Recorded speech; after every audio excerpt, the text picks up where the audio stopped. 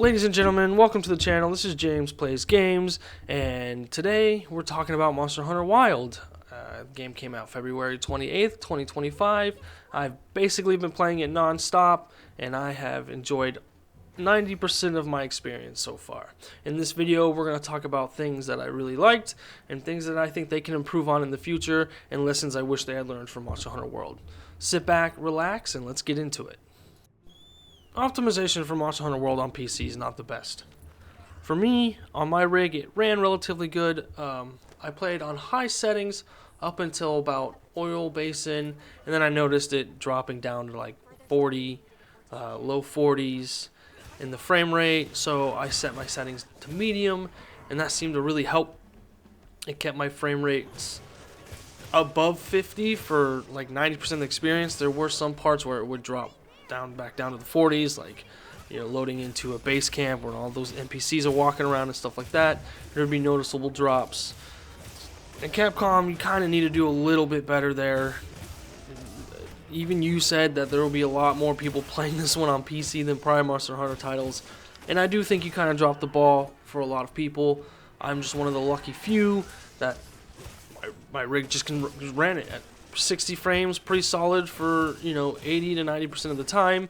But for a $70 game, that should be closer to like 95 to 100%. I don't ever want to expect perfection. And it does seem like the engine, the RE engine, which is a great engine, it produces a lot of beautiful graphics. I mean, just look at the RE2 remake.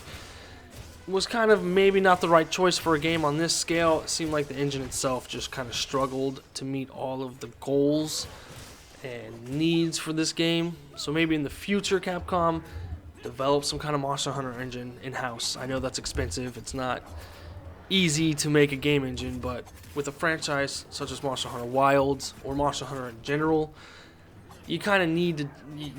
I think that series is worth putting a ton of money into and resources to make sure that people have a great hunting experience.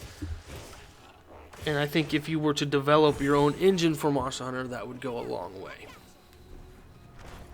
Next up is graphics. The game's gorgeous. I see a lot of reviews saying the game is ugly and it doesn't look good. I also saw these reviews on Elden Ring, and I honestly don't know what these people are talking about.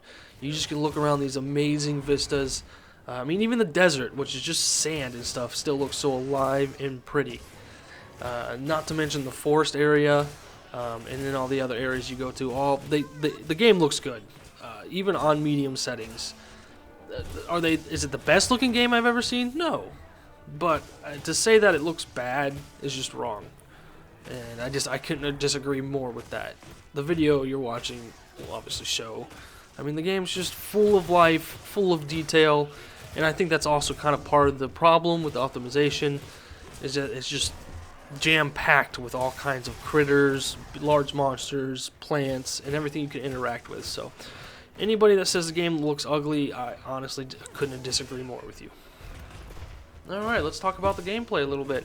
So in Monster Hunter games, as the name would imply, you go out and you hunt large monsters, and you do this with one of 14 different weapon types. And I'm a sword and shield main. I've always used sword and shield and bow. Occasionally, we'll use bow very occasionally. And yeah, I'm happy to say that the sword and shield feels really fun in this game. I usually use the shield a lot more than the sword, but I find myself doing the exact opposite in Wilds.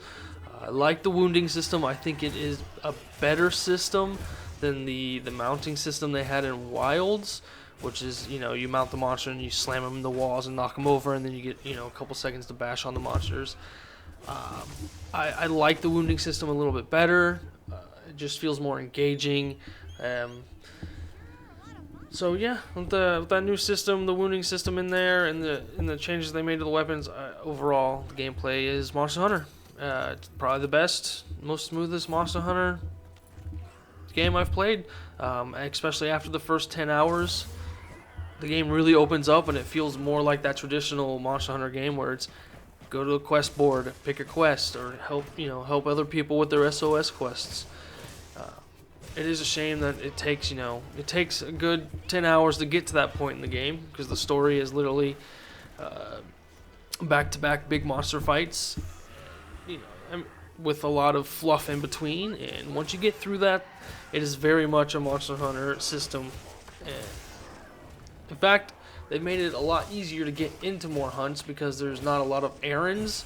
You don't have to run all over the place to all these different NPCs anymore. You can pretty much do everything you need to do at your tent or right outside of your tent. You can even start quests from your tent, and that's been a great change.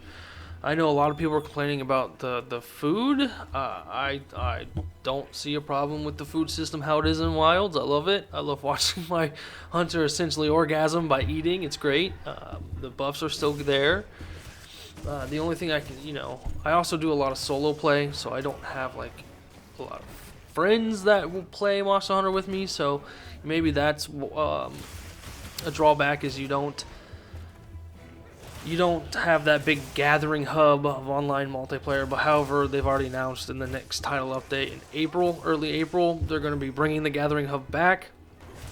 So I mean, it's going to be in the game again, and I imagine they're going to have a canteen there where you can eat with your friends. Which you can eat with your friends if they come to your tent. You can all sit around the fire and I guess play different instruments to make music and stuff like that. That'd be really cool, I bet. But as far as the actual meat and potatoes of the game, the hunting the large monsters, it feels great. All the monsters look great. They're all fun fights. There wasn't a single monster where I was like, I have to hunt this monster. It was more of like, oh, cool, I get to hunt this monster. No, of course there are monsters I like more or less. Gormongala is probably my favorite monster from the series. So, spoiler alert, he comes back and it's glorious. So yeah, the gameplay of Monster Hunter Wilds is peak Monster Hunter. It's very much a sequel to Monster Hunter Worlds, and they did a really good job with that. Alright, and now the final impressions. So I'm going to give essentially 2 ratings. For the first 10 hours, I give it an 8 out of 10, simply because that story I just could not care. However, the gameplay in that story is fun. If you take out the fluff minus the fluff there, that's why it's an 8 out of 10. That fluff kind of dampers the experience a little bit. But then after that, once you get to, I guess, high rank, where the game really just opens up and you can choose what monsters you want to hunt, where you want to go, and all that good stuff, the game becomes a 10 out of 10 for me. I'm not putting this game down anytime soon. I can see myself very easily getting 100 plus hours, and yeah, I'm enjoying all of that time, and I'm very much looking forward to that. I'm also in the middle of getting all the achievements. I think I have 20 more to go, and it doesn't seem daunting to do that. There are a couple achievements on there, of course, the crown achievements. Those are always daunting tasks, because it's just you farm a monster until you get those crowns. But sometimes I think they do event quests that guarantee you certain size monsters, so you can wait until those start up and make those achievements a lot easier. But overall, Monster Hunter Wilds is worth your time. I would say play it on console instead of PC, simply because optimization just isn't quite there. Yeah, so enjoy your hunts, guys, and good luck.